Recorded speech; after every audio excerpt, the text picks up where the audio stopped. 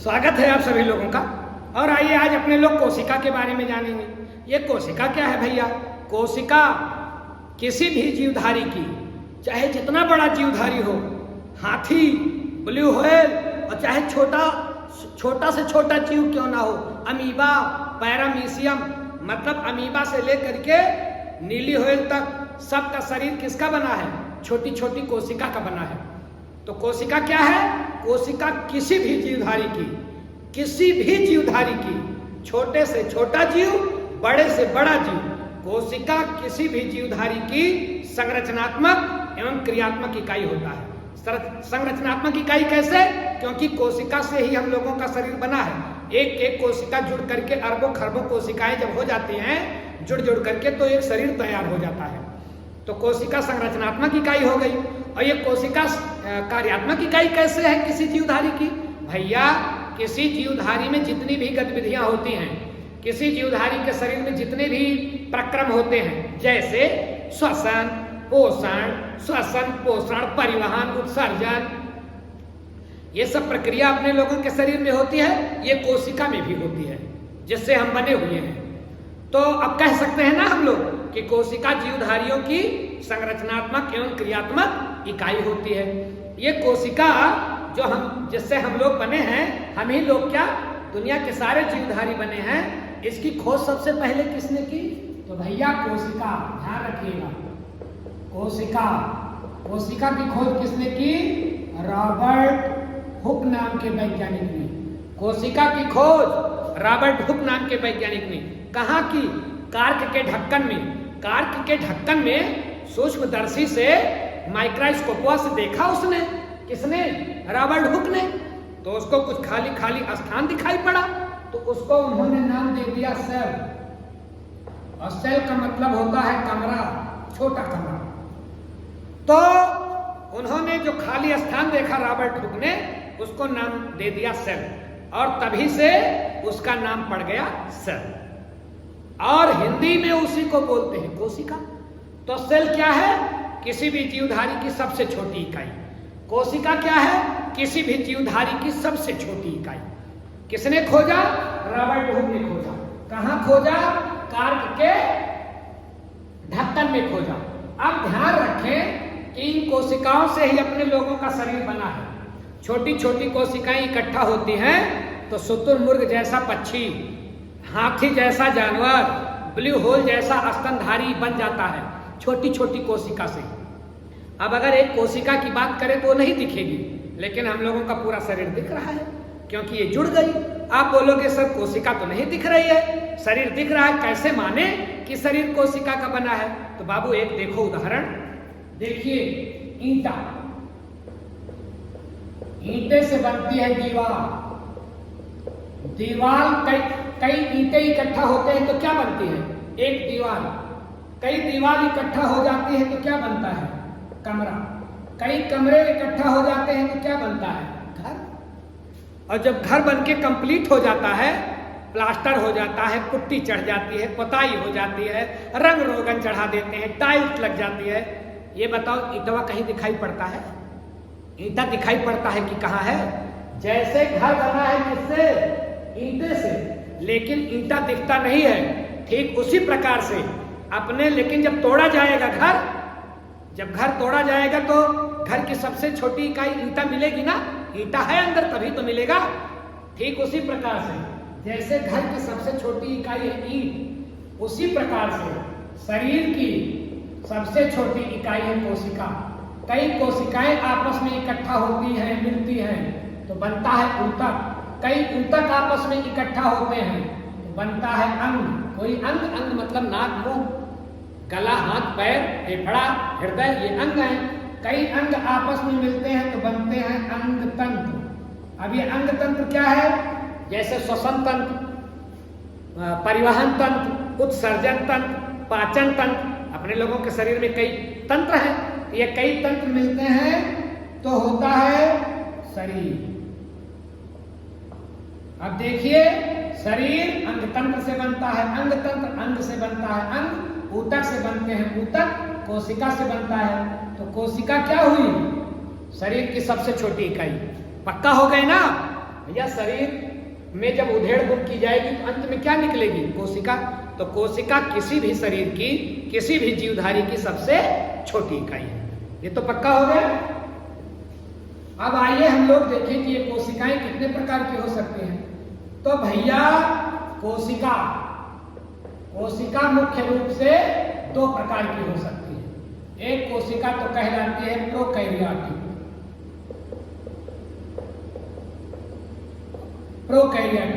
और दूसरी कोशिका कहलाती है यूकैरियोटिक। अब आप बोलोगे सर ये प्रोकैरियोटिक और यूकैरियोटिक क्या है? तो बाबू प्रो मतलब होता है असत्य, ऐसी कोशिका जो असत्य हो। असत्य मतलब जिसके सारे अंगक विकसित ना हो। प्रो मतलब अविकसित। ऐसी कोशिका जिसके सारे अंगक विकसित ना हो, प्रोकैरियोटिक। ऐसे ईंटे जो पूरा विकसित ना हो, खंजड़वा ईंटा देखे हो? खंजड़वा ईंटा जोड़ा नहीं जाता, उसको फेंक दिया जाता है। तो खंजड़वा ईंटा बेडौल, खोखला, बहुत बेकार सा, तो खंजड़वा ईंटा है। ठीक वैसे जो कोशिका पूरी तरह से विकसित नहीं होती है, सब अंग उसके गिरमिट गुचपुचाए होते हैं, कोई अंग स्पष्ट दिखता ही नहीं है, वो कैसी कोशिका है? प्रोकैरियोटिक। और ये कोशिकाएं किसमें पाई जाती हैं? नीली हरी शैवाल जानते हो? अपने सबके गौना में पाई जात, जो कैया काई ईंटे पे जम जाती है, पत्थर पे जम जाती है, पेड़ों पर जम जाती है काई, तो उस काई को ही बोलते हैं शैवाल। तो नीली हरी शैवाल में और बैक्टीरिया जो अपने लोगों को बीमार कर देता है, कभी कभी फायदे वाले भी बैक्टीरिया होते हैं, लेकिन ज्यादा बैक्टीरिया बीमार करने वाले होते हैं। तो जीवाणु में मतलब बैक्टीरिया में और नीली हरी शैवाल में कैसी कोशिका होती है? प्रोकैरियोटिक। और नीली हरी शैवाल और बैक्टीरिया को छोड़ करके दुनिया के सभी जीवधारी में यूकैरियोटिक कोशिका होती है। ये यूकैरियोटिक, यू माने होता है सत्य मतलब विकसित। ऐसी कोशिका जिसके सारे अंग विकसित हों। अब ये वो वाला ईंटा है जो बढ़िया सुडौल चिकन मुक्कन होता है। कुछ ईंटे बड़े अच्छे लगते हैं दिखने में ना, तो वो विकसित है मतलब यूकैरियोटिक है। तो जैसे घर की इकाई ईंटा, वैसे शरीर की इकाई कोशिका। छोटी छोटी कोशिकाओं से बड़ा सा शरीर। और ये छोटी छोटी कोशिकाएं दो प्रकार की हो सकती हैं, प्रोकैरियोटिक, यूकैरियोटिक। पूरा विकसित यूकैरियोटिक, अल्प विकसित प्रोकैरियोटिक, पूरा विकसित यूकैरियोटिक, अल्प विकसित प्रोकैरियोटिक। अब ध्यान रखें कि ये जो कोशिका होती है, अगर ये मनुष्य के शरीर में है मतलब जंतु में है तो कहलाएगी जंतु कोशिका, और अगर वनस्पति में है तो कहलाएगी वनस्पति कोशिका। तो ये भी प्रकार हो गया। जंतुओं के शरीर में पाई जाने वाली कोशिकाएं जंतु कोशिकाएं, पेड़ पौधों के शरीर में पाई जाने वाली कोशिकाएं वनस्पति कोशिकाएं। दोनों में थोड़ा बहुत अंतर होता है, उसकी चर्चा अपने लोग कर लेंगे बाद में। अब एक अंतर तो यही होता है कि ये जो पेड़ पौधों की कोशिकाएं होती हैं ये बड़ी मजबूत होती हैं। पेड़ पौधे मजबूत होते हैं कि हम लोग तो बड़े कोमल से हैं और पेड़ पौधे कठोर हैं। तो इसका मतलब पेड़ पौधों की कोशिकाएं थोड़ा कठोर होंगी, तभी तो पेड़ पौधे कठोर होते हैं। और अपने लोगों की कोशिकाएं थोड़ा कोमल होगी, तभी तो हम लोग कोमल होते हैं। तो जंतु कोशिका वनस्पति कोशिका, जंतु कोशिका वनस्पति कोशिका, जंतु के शरीर का निर्माण करने वाली जंतु कोशिका, पेड़ पौधों के शरीर का निर्माण करने वाली वनस्पति कोशिका। अब यही हम लोग ध्यान रखें कि कोशिकाएं बहुत छोटी होती हैं, अपने लोगों को दिखती नहीं है। क्या अपने लोगों को पता है कि दुनिया में सबसे छोटी कोशिका किसकी है? भैया संसार की सबसे छोटी कोशिका एक निमोनिया वायरस का है, प्लूरोनिमोनिया, PPLO। प्लूरोनिमोनिया एक वायरस होता है, सबसे छोटी कोशिका, सबसे छोटी कोशिका PPLO, प्लूरोनिमोनिया वायरस। अब प्रश्न ये आता है कि सबसे बड़ी कोशिका, तो सबसे बड़ी कोशिका होती है शुतुरमुर्ग का अंडा। शुतुरमुर्ग का अंडा एक ही कोशिका है और कई सेंटीमीटर होता है, बड़ा सा होता है, क्योंकि शुतुरमुर्ग भी बहुत बड़ा होता है। शुतुरमुर्ग का अंडा सबसे बड़ी कोशिका, PPLO प्लूरोनिमोनिया वायरस की कोशिका सबसे छोटी कोशिका। कंफर्म हो गए? अब यही हम लोग आइए ध्यान रखें कि अपने लोगों के शरीर में सबसे बड़ी कोशिका, तो अपने लोगों के शरीर में मतलब मनुष्य के शरीर में सबसे बड़ी कोशिका होती है मादा का अंडाणु। मादा का अंडाणु सबसे बड़ी कोशिका। तो आप बोलोगे सर शरीर की सबसे छोटी कोशिका पुरुष का शुक्राणु सबसे छोटी कोशिका, मादा का अंडाणु सबसे बड़ी कोशिका। और यही प्रश्न ये आ जाए कि सबसे लंबी कोशिका, तो ध्यान रखना मादा का अंडाणु मत बोलना, क्योंकि लंबा होना मतलब बड़ा होना नहीं है। किसी का घर बहुत लंबा है, आगे चौड़ा कम है, लंबा बहुत है, तो हम बोलते हैं उसका घर बहुत लंबा है। हम लोग ये नहीं बोलते कि उसका घर बहुत बड़ा है। घर बड़ा है मतलब लंबा भी हो चौड़ा भी हो। तो जो कोशिकाएं बड़ी है इसका मतलब ये जरूरी नहीं है कि लंबी हो। तो अपने लोगों के शरीर की जो सबसे लंबी कोशिका होती है वो होती है तंत्रिका कोशिका, या इंग्लिश मीडियम वाले इसी को बोलते हैं न्यूरॉन। मनुष्य के शरीर की सबसे लंबी कोशिका न्यूरॉन या तंत्रिका कोशिका। मनुष्य के शरीर की सबसे लंबी कोशिका तंत्रिका कोशिका। मनुष्य के शरीर की सबसे लंबी कोशिका तंत्रिका कोशिका। कितनी लंबी? अरे गुड़वा से लेकर के मुड़वा तक हो सकती है, इतनी बड़ी हो सकती है। और ये करती क्या है? ये अपने लोगों के शरीर के सभी संदेश को ब्रह्मांड तक पहुंचाती है, दिमाग तक। तो कोई कोशिका तो पैर से लेकर के सिर तक होती है। शरीर की सबसे लंबी कोशिका न्यूरॉन या तंत्रिका कोशिका। अब आइए अपने लोग मेन टॉपिक पर बात करें कि एक जंतु कोशिका होती कैसे है। तो चूंकि अपने लोग ओपन आई से मतलब नंगी आंखों से कोशिका को ही नहीं देख सकते, कोशिका के अंदरवा क्या है वो तो बिल्कुल नहीं देख सकते, लेकिन अगर सूक्ष्मदर्शी से देखा जाए तो सब क्लियर दिखता है। आइए देखें कि जंतु कोशिका में क्या क्या होता है। ये एक जंतु कोशिका का फिगर है। आइए इसके एक एक अंगों की चर्चा करें।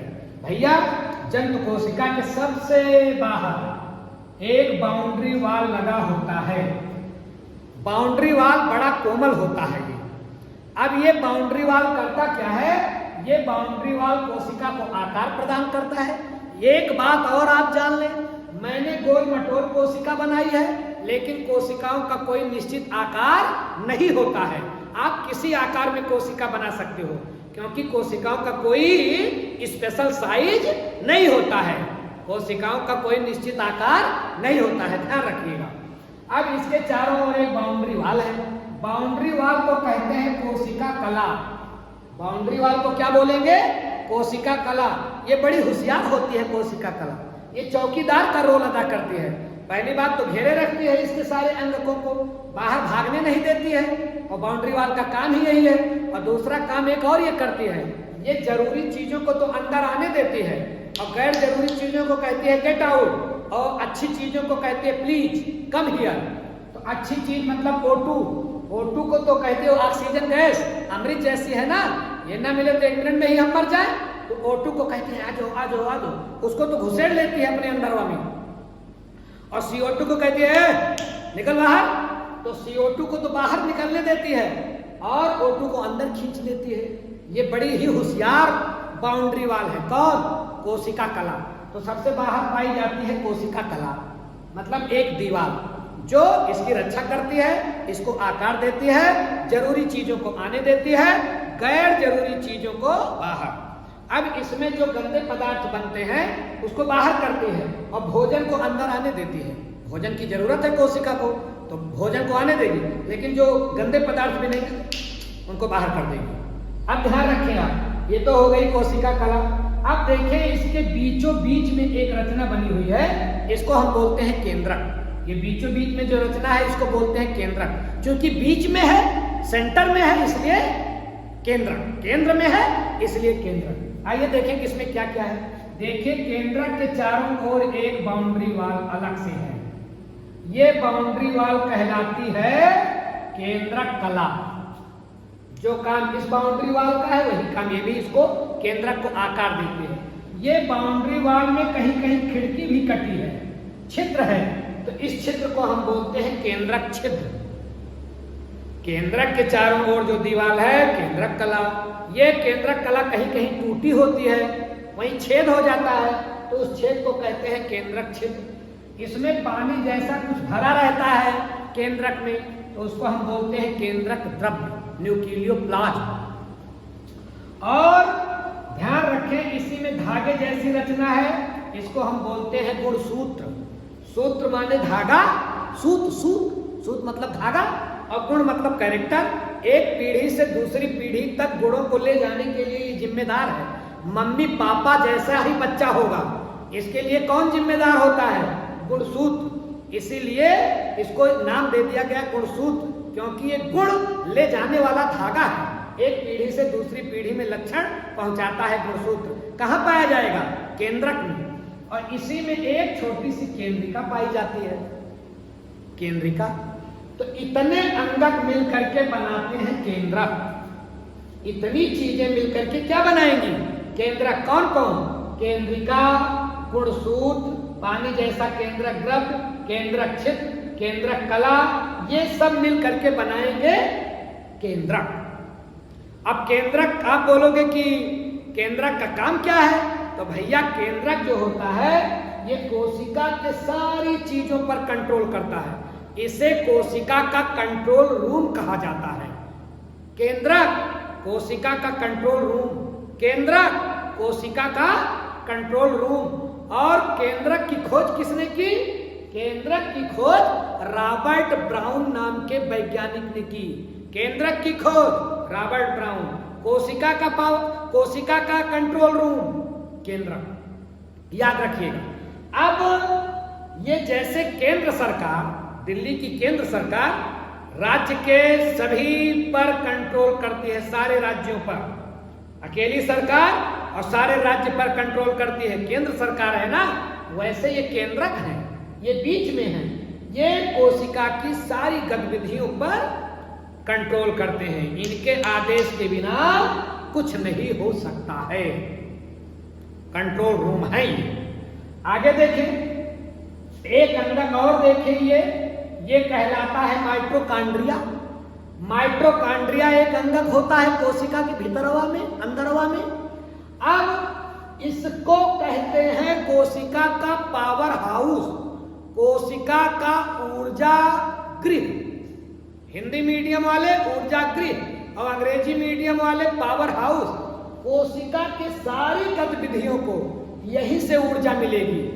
और ऊर्जा जब कोशिका को मिलेगी तो अपने लोगों को भी मिलेगी, क्योंकि अपने लोग किसके बने हैं? कोशिका के बने हैं। कोशिका को ऊर्जा कौन देगा? माइटोकॉन्ड्रिया। तो इसका मतलब अपने लोगों को भी ऊर्जा कौन देगा? माइटोकॉन्ड्रिया। कोशिका का पावर हाउस माइटोकॉन्ड्रिया, कोशिका का पावर हाउस माइटोकॉन्ड्रिया। काहे को माइटोकॉन्ड्रिया? क्योंकि जो अपने लोग खानवा खाते हैं ना, जो भोजन करते हैं ना अपने लोग, वो पतला होते होते होते होते पचते पचते इतना पतला हो जाता है, खून में मिल जाता है। फिर वो खूनवा लेकर के उस भोजन को पहुंचता है कोशिका में। तो केंद्रक कला कहती है अंदर जाओ, तुम्हारी एंट्री है। तो खून लेकर के भोजन आया और माइटोकॉन्ड्रिया ने कहा, ए भोजन मेरे पास आओ, तुम मेरे ईंधन हो। तो माइटोकॉन्ड्रिया भोजन को बुला लेता है, कहता है तू मेरे पास आ। तो माइटोकॉन्ड्रिया के पास भोजन जाता है, कहता है क्या करोगे? कहता है तुम्हारा मैं तुमको ठिकाने लगाऊंगा। तो उसको जलाता है। जो भोजन हम लोग करते हैं वो खून के द्वारा जब माइटोकॉन्ड्रिया में पहुंचता है तो उसको ये जलाता है। तो भोजन एक प्रकार से हो गया ईंधन, डीजल पेट्रोल जैसा। इंजन उसको जलाएगा तो गाड़ी को ऊर्जा मिलेगी। ठीक उसी प्रकार से माइटोकॉन्ड्रिया किए गए भोजन को जलाता है तो अपने लोगों को ऊर्जा मिलती है। ये हो गया पावर हाउस। और इसकी खोज किसने की थी? अल्टमान नाम के वैज्ञानिक ने। ध्यान रखिएगा। अब आगे आए लाइसोसोम। ये एक ऐसा अंगक है लाइसोसोम जो पूरी कोशिका में साफ सफाई का बहुत ध्यान रखता है। ये महात्मा गांधी वाला रोल अदा करते हैं, कहीं गंदगी ना होने पाए। गंदगी हुई तुरंत बुलडोजर की तरह उठा लेते हैं। तो इनको कोशिका का बुलडोजर भी कहते हैं, क्योंकि ये साफ सफाई करते हैं जैसे बुलडोजर करता है। और ध्यान रखें, अगर कोशिका का कोई अंग ठीक से काम नहीं करता तो लाइसोसोम उसके पास जाता है, कहता भाई साहब क्या बात है, बुखार है, टाइफाइड है, मलेरिया है, चिकनगुनिया है, क्या हुआ है? वो कुछ नहीं बोलेगा, कहेगा यार काम करने का मन नहीं कर रहा है, मैं थका थका सा हूँ, मैं थोड़ा दिक्कत में हूँ, बीमार हूँ। लाइसोसोम कहता है जल्दी ठीक हो जाओ, नहीं तो मैं दवा करने चल रहा हूँ। कैसी दवा करोगे? अरे कहता है मैं तुम्हें अभी मार डालूंगा, गंदी चीजें कोशिका में नहीं होनी चाहिए। वो कहता है मार कर दिखाओ, तो लाइसोसोम तुरंत, लाइसोसोम के पास ऐसा रसायन होता है ना, ऐसा केमिकल होता है, उसको छिड़क देता है, माइटोकॉन्ड्रिया स्वाहा, गाल्जी बॉडी स्वाहा, सबको स्वाहा कर देता है। और जब स्वाहा कर देता है तो फिर डेड बॉडी पड़ी रहती है। तो कोशिका के और अंगक कहते हैं डेड बॉडी, तो कहता है डोंट वरी, तो बुलडोजर की तरह उस कोशिकान को जिसको इसने मारा है उसको बाहर ही कर देता है, बुलडोजर की तरह उठा करके। तो ये कोशिका का बुलडोजर भी लाइसोसोम। कोशिका की आत्मघाती थैली भी इसे कहते हैं। क्यों कोशिका की आत्मघाती थैली कहते हैं? क्योंकि जैसे आतंकवादी वे क्या करते हैं, आतंकवादी वे कुछ ऐसे आतंकवादी होते हैं जो आत्मघाती हमला करते हैं, अपने पेटवा में बमा सेट किए रहते हैं और उस बमा का रिमोटवा अपने हथवा में लिए रहते हैं। कहीं भीड़ भाड़ देखती है, टुप से दबाए, विस्फोट हुआ, खुद भी मरे, 50 लोगों को और मार दिए। तो आत्मघाती हमला करते हैं। तो जब ये लाइसोसोम देखता है कि कोशिका अपना काम नहीं कर रही है, तो कोशिका से कहता है भाई क्या प्रॉब्लम आपको है? सबको तो मैंने हटा दिया, तब तुमको क्या दिक्कत है? गंदे लोगों को हटा दिया, बीमार लोगों को हटा दिया। कोशिका ने कहा यही तो प्रॉब्लम है, तुमने मुझे कमजोर कर दिया, अब मैं भी काम नहीं कर सकती। जब कोशिका डैमेज हो जाती है, काम करने लायक नहीं रहती है, तो लाइसोसोम फट जाता है। और जब लाइसोसोम फट जाता है तो कोशिका पूरी मर जाती है, तो पूरी कोशिका को नष्ट कर देता है। लेकिन हर कोशिका को नहीं, जो क्षतिग्रस्त कोशिका होती है, डैमेज कोशिका, अपने लोगों के लिए नुकसानदायक कोशिका है, उसको ठिकाने कौन लगाता है? लाइसोसोम। इसीलिए लाइसोसोम को आत्मघाती थैली कहते हैं, क्योंकि ये फट करके कोशिका को नष्ट कर देता है। आगे देखें, अगला है कोषाद्रव्य। कोषाद्रव्य में क्या होता है? केंद्रक के बाहर भरे हुए पानी जैसे द्रव को क्या बोलेंगे? कोषाद्रव्य। इसी में सारे कोशिकांग होते हैं, लेकिन केंद्रक को छोड़ करके अगर केंद्रक को भी जोड़ लिया जाए तो इसको बोला जाएगा जीवद्रव्य। केंद्रक को छोड़ करके साइटोप्लाज्म, लेकिन केंद्रक सहित प्रोटोप्लाज्म या जीवद्रव्य। तो कोषाद्रव्य में सारे अंगक तैरा करते हैं। आगे आए, एक छोटा सा अंगक है रिक्तिका। रिक्तिका किससे बना है? किस शब्द से? रिक्त। और रिक्त माने खाली, तो चूंकि इसका नाम ही है रिक्तिका, इसलिए ये खाली खाली होता है। एक बात और ध्यान रखेंगे, ये जो रिक्तिका होती है जंतु कोशिका में छोटी होती है, लेकिन पेड़ पौधों की कोशिकाओं में बड़ी बड़ी होती है। तो जंतु कोशिका में छोटकी छोटकी और वनस्पत कोशिका में, पेड़ पौधों की कोशिका में बड़की बड़की। तो अपने लोगों के शरीर में छोटकी छोटकी रिक्तिकाएं होती हैं। काम इनका बड़ा महत्वपूर्ण है। एक काम तो ये करती है कि ये अपशिष्ट प्रबंधन करती है। जैसे कोशिका में कोई रॉ मटेरियल निकला, कूड़ा करकट निकला, कोई अंग डैमेज हो गया, तो उसको तुरंत अपने अंदर ले लेती, कहते हो आओ जाओ जाओ जाओ, तो उसको बुला करके अपने अंदर ले लेती है। उसके बाद ये क्या करती है? उसके बाद उसको ले जा करके फेंक आती है। जैसे नगर पालिका वाली गाड़ी कूड़े को भरती है, ले जा करके फेंक आती है। और क्या करते हैं? ये भोजन और पानी का भंडारण करते हैं। अगर कोशिका में भोजन ज्यादा आ गया तो बड़ी दिक्कत हो गई। तो कोशिका में जब भोजन ज्यादा आ गया तो रिक्तिका कोशिका से कहते हैं डोंट वरी, मैं हूं, क्या करोगी तुम? कहती है भोजन जो ज्यादा है मुझे दो। तो ये भर लेती है इसी थैली में, भरे रहती है। और जब कोशिका को जरूरत पड़ती है, कोशिका परेशान होती है, तो कोशिका कहती है आज कुछ नहीं है, आज कुछ नहीं है खाने को। रिक्तिका कहती है डोंट वरी, जो मैंने इकट्ठा किया था है। तो जो भोजन और पानी इकट्ठा की रहती है उसको ये कोशिका को देती है। तो ये किसका भंडारण करती है? भोजन और पानी का भंडारण करती है और अपशिष्ट पदार्थों का प्रबंधन करती है। कंफर्म हो गए? और आगे आए, नीचे देखें, ये एक सांप जैसी संरचना है। इसको बोलते हैं खुरदरी अंतःप्रद्रव्य जालिका। खुरदरी क्यों बोलते हैं? खुरदरी माने जो थोड़ा दरबर लगे, दरबर, तो इसको खुरदरी बोलते हैं। खुरदरी अंतःप्रद्रव्य जालिका या rough endoplasmic reticulum, RER, rough endoplasmic reticulum. ये खुरदरी क्यों होती है? क्योंकि इसके ऊपर राइबोसोम दानेदार होता है। देख रहे हैं ना? तो दानेदार, ये दानेदार राइबोसोम होता है, इसलिए इसको क्या बोलते हैं? खुरदरी अंतःप्रद्रव्य जालिका। बड़े काम के हैं ये दाने, ये कहलाते हैं राइबोसोम। और इनका काम क्या है? प्रोटीन निर्माण, अपने लोगों के शरीर में प्रोटीन बड़ा जरूरी है। प्रोटीनवा ना हो ना तो अपने लोग छोटे से बचवा ही रहे, बड़े ना हो। प्रोटीन क्या कर, जवान किससे होंगे? प्रोटीन से।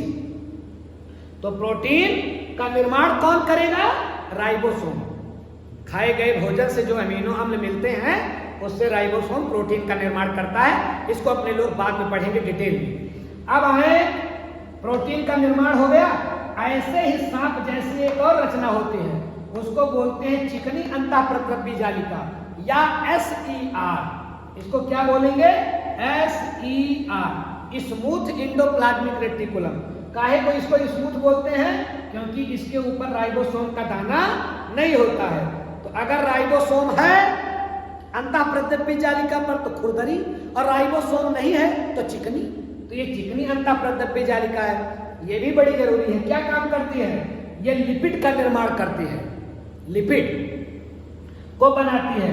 विषहरण, अगर किसी कारण से भोजन के साथ, पानी के साथ थोड़ा बहुत जहरीला पदार्थ चला गया तो ये विषहरण भी करती है।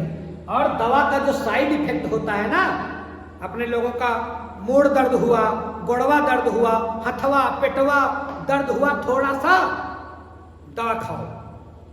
मेडिकल स्टोर छोटा मोटा तो सबके घर में इस समय है, फट से खा लेते हैं हम लोग। दवा का जितना फायदा है उतने नुकसान है अपनी बॉडी को। तो उस नुकसान को कौन कम करता है? ये चिकनी अंतःप्रद्रव्य जालिका। जरा सोचिए, प्रकृति कितनी होशियार है और कितने सुव्यवस्थित ढंग से उसने अपने शरीर का निर्माण किया है। जो कोशिका अपने लोगों को दिखती भी नहीं है, उस कोशिका में इतने डॉक्टर, इंजीनियर, पावर हाउस सब सेट कर दिया है। क्या जलवा है प्रकृति का, क्या बात है प्रकृति में, इसका कोई सानी नहीं है। तो विषहरण भी करता है, दवा का प्रभाव कम करता है। आगे देखें, ये तारे जैसी संरचना, ये तारे जैसी संरचना क्या कहलाती है? तारे जैसी है, इसीलिए इसका नाम है तारकाय। और अंग्रेजी मीडियम वाले इसी को बोलते हैं सेंट्रोसोम। तो तारकाय क्या करता है? तारकाय कोशिका की मंथरा है। अब आप बोलोगे कोशिका में मंथरा, हाँ, मंथरा का काम क्या होता है? हर गांव में मंथरा होती है। तो ये मंथरा क्या करते हैं? भैया भैया के बीच में बंटवारा करवाती हैं। राम और भरत जैसा भाई हो, बीच में लकीर खींचने का काम मंथरा करती है। तो ठीक उसी प्रकार से एक कोशिका से दो कोशिका हो जाए, बंटवारा कराने में इनको बड़ा मजा आता है। ये कोशिका विभाजन करवाती हैं। तारकाय कोशिका विभाजन। अब ध्यान रखिए, कोशिका विभाजन बहुत जरूरी है। अगर कोशिका विभाजन नहीं होगा तो अपने लोग छोटे से बड़े नहीं होंगे। पहले अपने लोग एक कोशिका रहे होंगे, फिर 2, फिर 4, 8, फिर अरबों खरबों ऐसे बढ़ गए। अब शुतुरमुर्ग का अंडा एक कोशिका है, अगर वो बटे ना, कोशिका विभाजन ना हो तो कैसे वो शुतुरमुर्ग इतना बड़ा पक्षी तैयार होगा? कोशिका विभाजन बहुत जरूरी है, बंटवारा बहुत जरूरी है।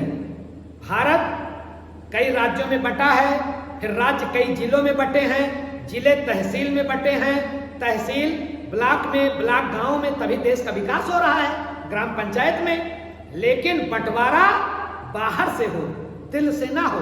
बंटवारे पर बंटवारा होगा तो विनाश हो जाएगा। कोशिका विभाजन बढ़िया से हो, सुव्यवस्थित हो, कंट्रोल में हो, तारकाय उसमें भूमिका अदा करता है। लेकिन अगर कोशिका विभाजन अनकंट्रोल होने लगा, बढ़ती जा रही कोशिकाएं, तो अपने लोग का शरीर कितना बढ़ेगा?